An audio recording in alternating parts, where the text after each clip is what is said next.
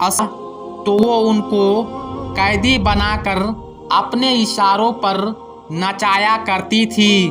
इस बस्ती में इक्का दुक्का मुसलमान थे जिनका कोई भी हाल नहीं पूछता था।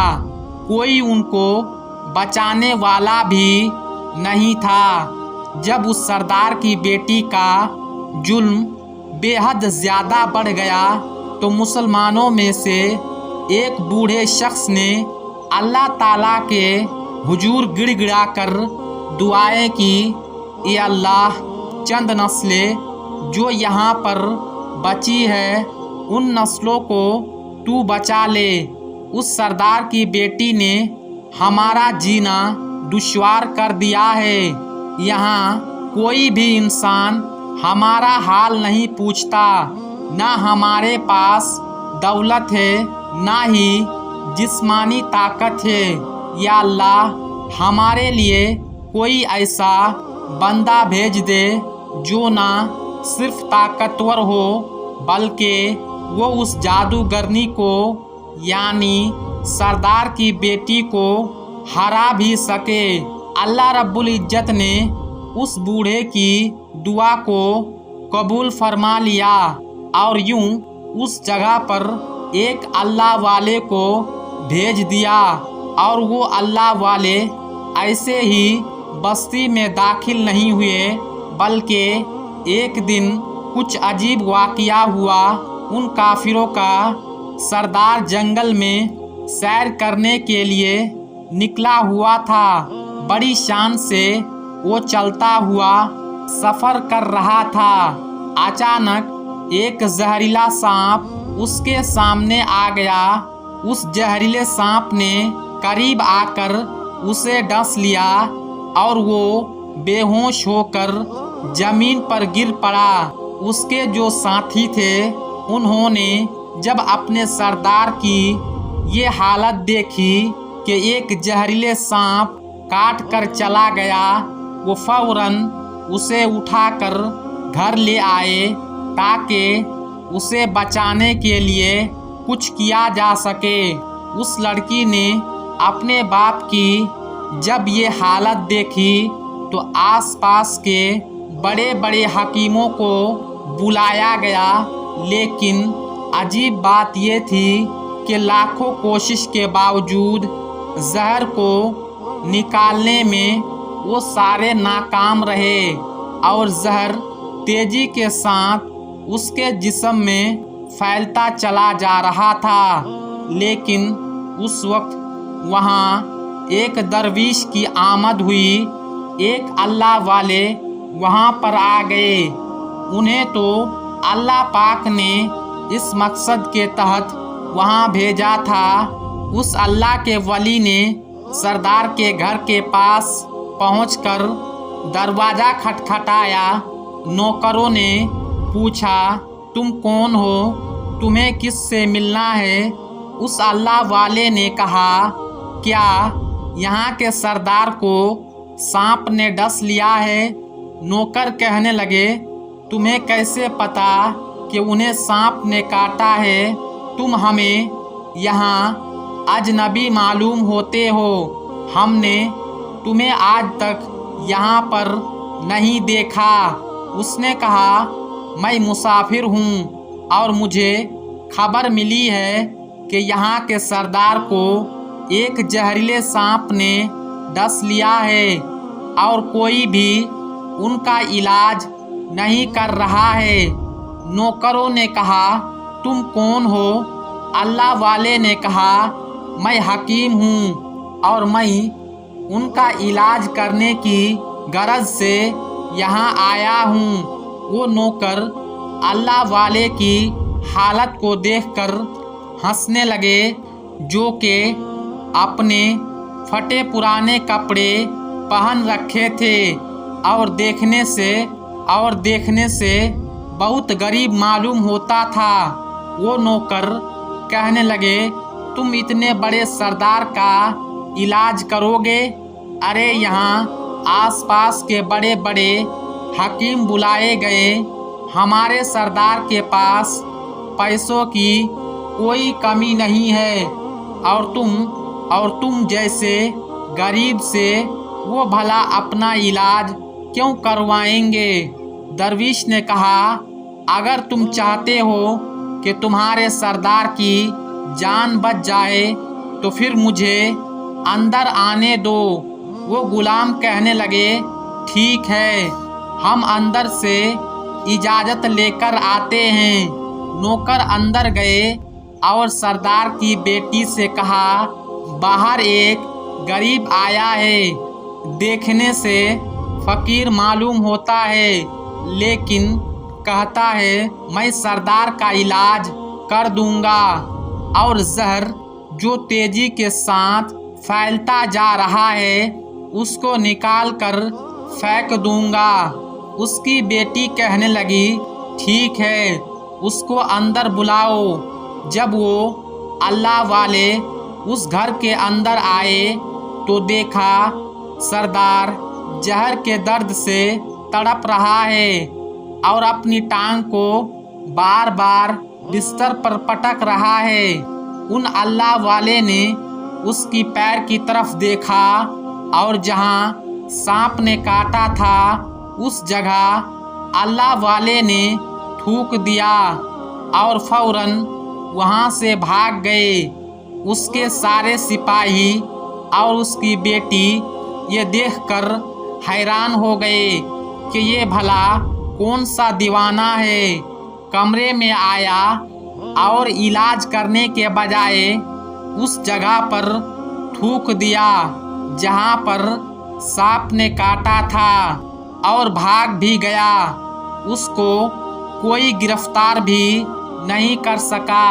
سردار کی بیٹی غصے میں تل ملا رہی تھی کہ اس نے گستاخی کی ہے۔ اس نے کہا، چلو کوئی بات نہیں، تھوک کو صاف کرو، میں ابھی اسے گرفتار کراتی ہوں۔ لیکن جیسے ہی حکیم نے تھوک کو صاف کرنے کے لیے رومال پکڑا تو یہ دیکھ کر حیران ہوتے ہوئے رک گیا۔ اس نے انگلی سے تھوک کو سانپ کے کاٹنے والی جگہ پر اچھی طرح سے ملا دیا۔ سردار کی بیٹی کہنے لگی، آپ یہ کیا کر رہے ہیں؟ اس فقیر بابا نے میرے باپ کی ٹانگ پر تھوک دیا اور آپ اس تھوک کو ملا رہے ہیں۔ حکیم نے اپنے ہاتھ کے اشارے سے سردار کی بیٹی کو روک دیا۔ جیسے ہی اس تھوک کو اس سردار کی ٹانگ پر ملا دیا، فوراً زہر کا سارا اثر ختم ہو گیا۔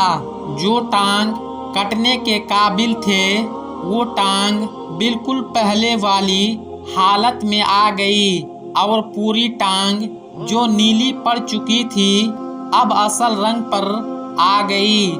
اور جب وہ قبیلے کا سردار ہوش میں آیا تو حیران رہ گیا جب اسے بتایا گیا کہ ایک فقیر بابا کے تھوک کی وجہ سے آپ ٹھیک ہوئے ہیں۔ تو اس نے کہا، بھائی وہ تو ہمارے لیے مسیحا ہے، تم لوگوں نے انہیں جانے کیوں دیا؟ جاؤ انہیں میرے پاس لے کر آؤ، انہوں نے ہم پر بہت بڑا احسان کیا، ہم اس کے احسان کا بدلہ ضرور چکائیں گے۔ اس کی بیٹی جو خاموش سے اپنے باپ کو دیکھ رہی تھی اس نے کچھ بھی نہ کہا۔ گاؤں کے سردار کے کہنے پر سارے سپاہی ان اللہ والے کو ڈھونڈنے کے لیے نکلے۔ وہ لوگ چاروں طرف پھیل گئے لیکن کہیں بھی ان کو اس اللہ والے کا پتہ نہ چلا۔ پھر جب سپاہی تلاش کرتے ہوئے جنگل میں داخل ہوئے، وہاں ایک درخت کے نیچے ایک آدمی کو عبادت کرتے ہوئے دیکھا تو اس اللہ والے کو دیکھ رہے تھے یہ کیا کر رہے ہیں، یہ کس طرح کی عبادت کر رہے ہیں، ہم لوگ تو अपने बूतों के आगे हाथ जोड़ते हैं और ये ना जाने किसका सजदा कर रहे हैं। खैर, इबादत के बाद फौरन उन अल्लाह वाले को पकड़ लिया गया और गांव के सरदार के सामने पेश किया गया। वो कहने लगे, आप कौन हैं, कहाँ से आए हैं? सबसे पहले तो गुस्ताखी की माफ़ी चाहता हूँ। मेरे लोगों ने आपकी बहुत बेइज्जती की, लेकिन आपकी वजह से आज मैं जिंदा हूँ। हम गुनहगारों की आँख आपको पहचान ना सका, उसके लिए मैं माजरत चाहता हूँ और आपसे दरखास्त करता हूँ कि आप मेरी तरफ से ये कीमती लिबास यानी कपड़े और ये अरबी घोड़ा कबूल कीजिए। अल्लाह वाले ने और ये अरबी घोड़ा ले लीजिए। अल्लाह वाले ने मुस्कुराकर उसकी तरफ देखा और कहा, ये घोड़ा और ये लिबास बहुत कीमती है। मैं ये लिबास पहनकर इस घोड़े के लिए घास काटूंगा तो क्या अच्छा लगूंगा? गांव के सरदार ने कहा, आप फिक्र ना करें, घोड़े के साथ हम नौकर भी आपको देंगे। अल्लाह वाले के साथ अल्लाह वाले ने कहा, इतनी माल व दौलत और नौकरों के साथ में अकेला रहूंगा। गांव के सरदार बोला, हुजूर, आपकी ये बात सुनकर मैं सोच में गुम हो गया, लेकिन ये मेरी बेटी आपके सामने हाजिर है। बेटी हैरत से अपने बाप को देख रही थी कि मेरा बाप क्या कहने वाला है। सरदार ने कहा, मेरी बेटी जिसे आपने देखा है उसकी शादी आपसे कर दी जाएगी, मगर एक शर्त है, आपको अपने मजहब को छोड़ना होगा। मेरे सिपाहियों ने आपको इबादत करते हुए देखा है। जहाँ तक हमारी मालूमात है, हम बूतों के आगे सजदा करते हैं, उनकी इबादत करते हैं, और आप जिसके आगे सजदा कर रहे थे वो आपका अल्लाह है, यानी आप मुसलमान हैं। इसलिए आपको अपना मजहब छोड़ना होगा।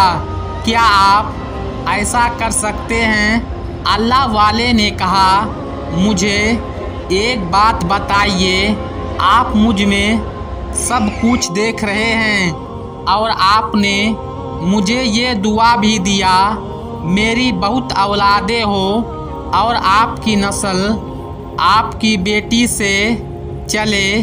आप मुझे एक बात बताइए, अगर इन बच्चों में से किसी बच्चे को खुदा ना खास्ता कुछ हो गया तो रोना किसको पड़ेगा?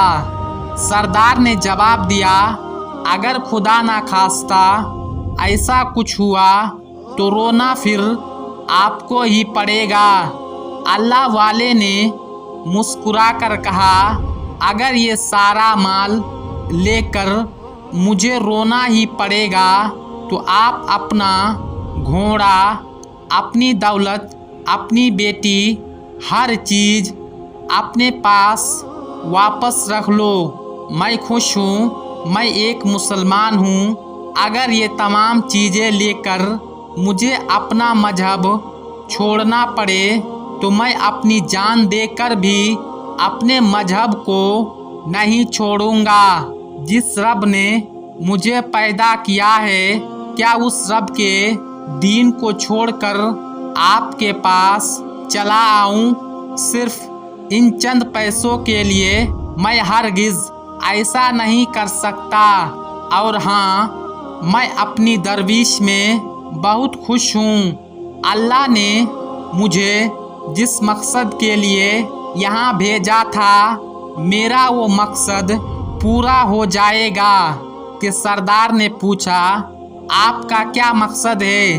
अल्लाह वाले ने कहा, यहाँ के मुसलमान पर जो जुल्म हो रहा है, बस अल्लाह की मदद से उन्हीं के लिए यहाँ आया हूँ। ये कहकर वो अल्लाह वाले जाने लगे तो सरदार ने दरविश को रुक जाने के लिए कहा और कहने लगा, मैंने माल देकर तुम्हें आजमाया, तुमको हर तरह से जांचा और परख लिया, लेकिन तुम अपने मजहब को छोड़ने पर राजी ना हुए। अगर तुम यही सब करने आए थे तो तुम्हें किसी बात का डर नहीं। क्या तुम जानते नहीं हो हम कितने ताकतवर हैं? हमारी बेटी अपने अमल में इतनी माहिर है कि वो तुम्हें यहाँ खड़े खड़े अभी के अभी जंगली जानवर भी बना सकती है। अल्लाह वाले ने कहा, उसने जानवर तो कमज़ोर लोगों को बनाया है, ये मुझे जानवर बनाकर दिखाए। उससे पहले के गांव का सरदार अपनी बेटी से कहता कि उस पर वार करो। अल्लाह वाले ने जादूगिरनी पर एक ऐसी फूंक मारी कि उसी वक्त एक बड़ी सी छिपकली बन गई। वो कुछ भी नहीं कर पा रही थी। वो छिपकली इतनी बड़ी थी कि वहाँ पर जितने भी इंसान खड़े थे उन सब में सबसे ऊंचा कदम उसी का था। वो छिपकली अल्लाह वाले के पास आने लगी और अपना जहर उन पर उगलना चाहती थी तो उसी वक्त उन्होंने उसके मुंह पर थूक दिया। थूकने की देर थी कि वो जलने लगी। वो थूक क्या था? तेजाब था, जिससे उसका आधा चेहरा पिघल रहा था। उसका चेहरा जलकर काला हो रहा था। वो मरने वाली थी कि सरदार दौड़ता हुआ आया, उनके कदमों पर गिर पड़ा और माफ़ी मांगने लगा और कहने लगा, हजरत, इस गुस्ताखी के लिए आप मुझे माफ़ कर दो। मैंने सच में आपको बहुत ही कमज़ोर समझा और आपके मजहब से आपको हटाना चाहा। अगर मेरी बेटी ठीक हो जाए तो मैं सच कहता हूँ, हम यहाँ जितने लोग मौजूद हैं, ये पूरी बस्ती हम सब के सब मुसलमान हो जाएंगे। अल्लाह वाले ने कहा, हम तुम्हें अपने दीन में शामिल करने के लिए ये सब नहीं कर रहे हैं, बल्कि तुम लोग हमारे मुसलमान भाइयों पर जो जुल्म करते हो वो जुल्म को ख़त्म करने के लिए हम यहाँ आए हैं। हमारे दीन में जबरन और जुल्म नहीं है। अगर तुम्हारी बेटी इंसान बनकर सुधर जाती है, उसकी असली हालात में लाने के लिए मैं खुद अल्लाह की बारगाह में दुआ करूँगा। वो सरदार कहने लगा, हाँ हाँ, मेरी बेटी अपनी असली हालत में आ जाएगी तो फिर ये किसी पर जुल्म नहीं करेगी और मैं दिल से अपनी बेटी के लिए आपसे माफ़ी चाहता हूँ। आज से आइंदा कोई भी काला जादू नहीं करेगी और किसी मुसलमान पर ये कोई भी जुल्म नहीं करेगी। बस आप उसे दोबारा इंसान बना दे। अल्लाह वाले ने उस छिपकली पर दोबारा से फूंक मारी तो वो फिर से इंसान बन गई और अल्लाह वाले के कदमों से लिपट गई और कहने लगी, मुझे माफ़ कर दे, मैंने अपने आप को बहुत ताकतवर समझा। उस लड़की का आधा चेहरा जल कर काला हो चुका था।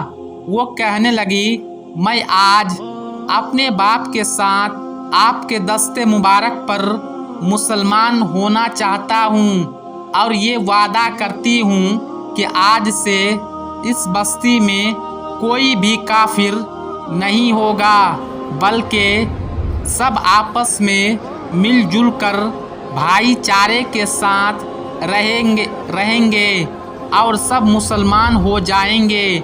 और फिर यूं एक अल्लाह वाले के बातों पर उस बस्ती का सरदार और उसकी बेटी ने इस्लाम कबूल कर लिया।